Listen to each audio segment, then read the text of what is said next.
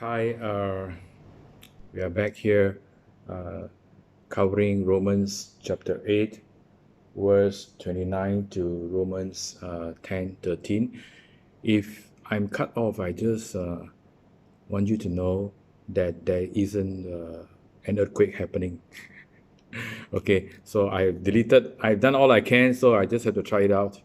And okay, I have mentioned repetitively Romans 10 verses 11 to 13 about I highlighted the words whoever and the phrase the same Lord over all is reached to all who call upon him. And verse 13, whoever. So I highlighted the words whoever in in John 3, and God so loved the world. Now, we have to recognize that Romans 8:29, the words foreknew, predestined, and Romans 8:33, the word elect, and Romans 9:11, the word election. And we will examine Romans 9 about the sovereignty of God. So we will go to that probably in the next clip, right? So, and today I want to talk about the Father's heart, the expanse of God's love. God who said, "Be fruitful and multiply," and the universe, they say, is expanding, and it reflects God's love. That God's love is expanding. God is not constricted. God is expand. He wants everyone to go to heaven.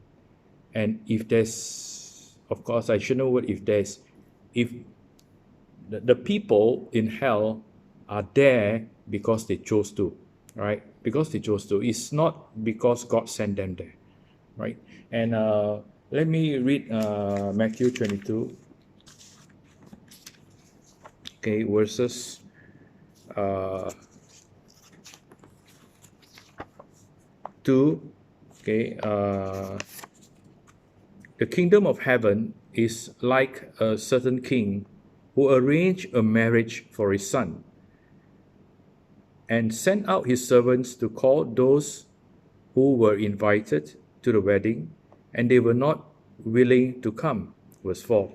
Again, he sent out other servants, saying, "Tell those who are invited, see, I have prepared my dinner, my oxen and fatted cattle are killed, and all things are ready. Come to the wedding." Verse 5. But they made light of it and went their ways, one to his own farm, another to his business. They don't care about the good news. But they don't believe it is good news, they believe it's irrelevant news. And they just pay no attention. They don't even want to consider. That's the problem here. Their unbelief and pride is so great, they don't even want to consider. If they say, okay, maybe true, I consider, and not even, just reject or just ignore outright. Verse 6. And the rest seized his servants, treated them spitefully, and killed them. Yeah, this is happening all over the world. But when the king heard about it, he was furious. And he sent out his armies, destroyed those murderers, and burned up their city. Then he said to his servants, right, the wedding is ready, but those who were invited were not worthy. Therefore, go into the highways, and as many as you find, invite to the wedding.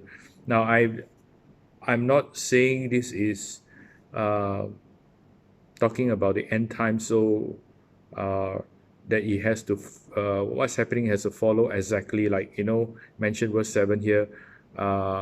But when the king heard about it, he was furious, and he sent out his armies, destroyed those murderers, and burned up their city. But I believe that many bad things happened since the beginning of the church age. It's because people rejecting the gospel, right? I'm not saying everything, I said many, right? And highlight again here, verse 9. Therefore, go into the highways, and as many as you find, invite to the wedding. So those servants went out into the highways and gathered together all whom they found, both bad and good, and the wedding hall was filled with guests. So does this sound like God pre-select, I chose you to be saved, then you will always be saved and you will go to heaven, and He pre-select, No. God's love is so expansive, okay? Both EXPENSIVE and EXPANSIV. Expensive because God sent His Son to be sacrificed at the cross for us. We were bought with the precious blood of Christ. And expensive, right? For God's will that all men come to the saving knowledge of Christ. So I will stop here, and I'll talk more tomorrow. God bless you.